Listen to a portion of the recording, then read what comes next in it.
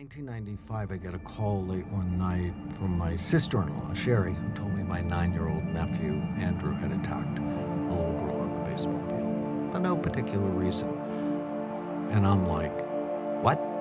And she said, Danny, he's different. He's mean. He doesn't smile anymore. I went into his room today and found 2 pictures he had drawn. One of them, he was hanging from a tree. The other picture, he was shooting other children. So if you think about it, he's Columbine or Sandy Hook or Parkland, Florida, waiting to happen. And he's like, Uncle Danny, I'm just mad all the time. Like, he's got a left temporal lobe problem. And so I'm like, I held his hand while he held his teddy bear and got scanned. And he was missing the function of his left temporal lobe. Turned out he had a cyst the size of a golf ball occupying the space of his left temporal lobe. And I told his pediatrician, I said, you find somebody to take it out, because he wasn't in my neighborhood. And he talked to 3 neurologists. All of them said they wouldn't touch the cyst until he had real symptoms.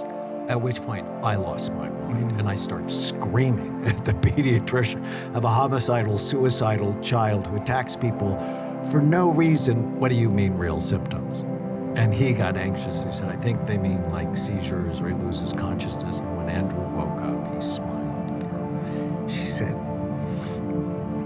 Danny, he's not smiled for a year. And that cyst was so aggressive that put so much pressure on Andrew's brain that thinned the bone over his left temporal lobe. What's so interesting is the idea that our personalities are not static, that something amiss with the brain could completely change a person's outlook on life, how they show up in the world, the thoughts that they're entertaining.